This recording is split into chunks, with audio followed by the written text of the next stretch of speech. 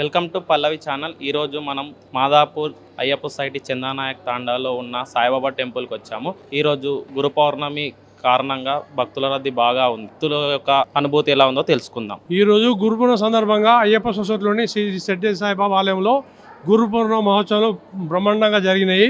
Morning 5:30 కాకరహారతి, 6 o'clock పంచామృతాభిషేకము, 10 నుంచి 12 వరకు హోమము, తర్వాత 12 నుంచి 12:30 వరకు హారతి అయిన తర్వాత ఇప్పుడు అందరికి కూడా 2,000 మందికి భోజనాలు చేయించడము. లేడీస్కు జెంట్స్కు సపరేట్ కౌంటర్ చేసినామండి. గత మా విగ్రహ ప్రతిష్టాపన 2001లో జరిగింది. దాని తర్వాత గత 25 సంవత్సరాల నుంచి వెళ్ళి మేము అన్నదానం కూడా గురు పౌర్ణమ, దత్తాత్రేయ జయంతి, సీతారాముల కళ్యాణాన్ని కంపల్సరీ జరుపుతున్నామండి. అందరు కూడా భక్తులు కూడా చాలామంది వస్తారు, విజిట్ చేస్తారు.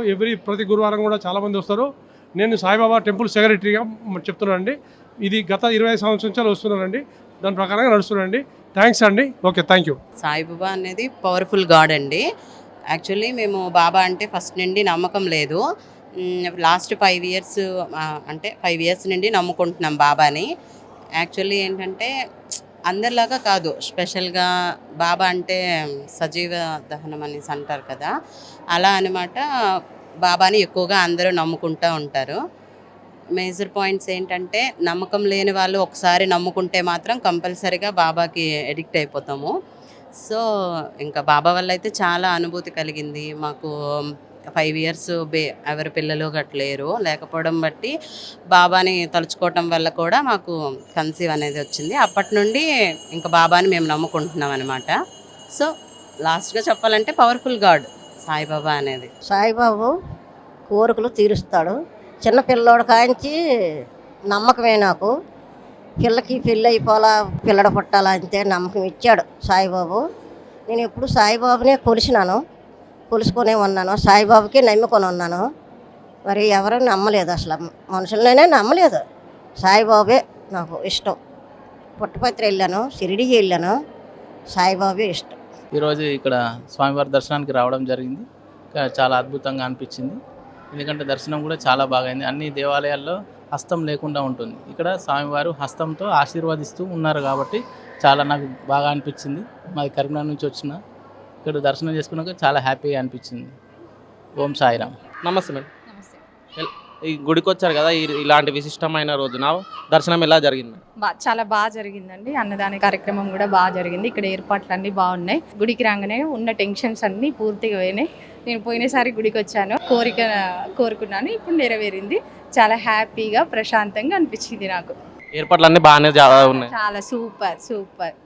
ఈరోజు మనం సాయిబాబా టెంపుల్లోని ప్రధాన ఆలయ అర్చకుడు ఉన్నాడు. వారి మాటల్లో గురు పౌర్ణిమ విశిష్టత తెలుసుకుందాం. గురుర్ బ్రహ్మ గురుర్ విష్ణు గురుదేవో మహేశ్వర गुरु साक्षात परब्रह्म तस्मै श्री गुरुवे नमः। ये जो गुरु पूर्णिमा का अपना पावन पर्व है, गुरु जी के उसमें मनाया जाता है। इसमें अपने अपने गुरु को पास सब लोग जाते हैं। हमारे यहाँ साईं बाबा को गुरु का महत्व दिया गया है, इसलिए हमारे यहाँ गुरु पूर्णिमा महोत्सव हर्ष और उल्लास से मनाया जाता है। और मंदिर का विशिष्टता और मंदिर कब बना? मंदिर की विशेषता यही है कि यहाँ पर सभी देवताओं का प्रतिष्ठा किया है।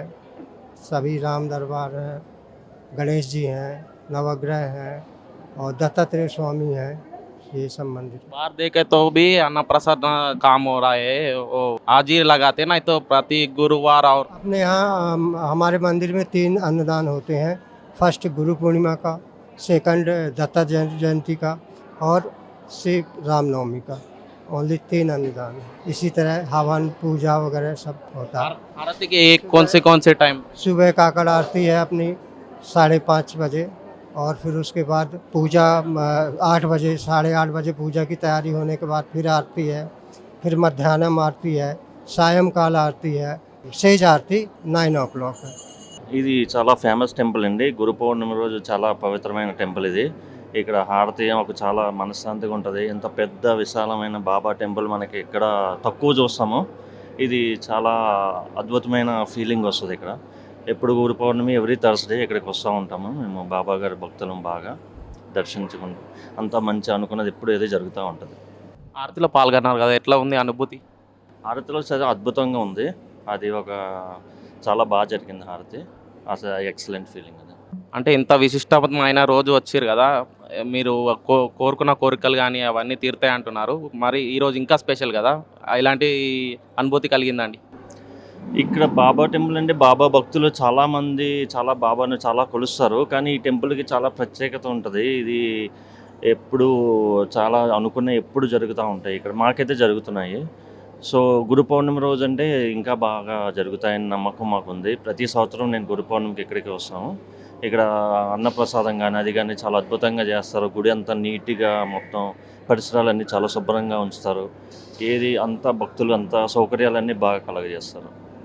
అంటే బయట చూసుకున్నా కూడా వెదర్ సపోర్ట్ చేయకున్నా కూడా ఇంత భారీ ఎత్తున వచ్చిన జనాలను చూస్తుంటే భక్తికి ఒక నిదర్శనం మాకు తెలుస్తుంది. మీరు కూడా ఇంత కష్టపడి ఈ వెదర్లో వచ్చారంటే మీ యొక్క భక్తి మాకు అర్థమైంది. అవును, ఇక్కడ సౌకర్యాలకైతే ఏ లోటు ఉండదు.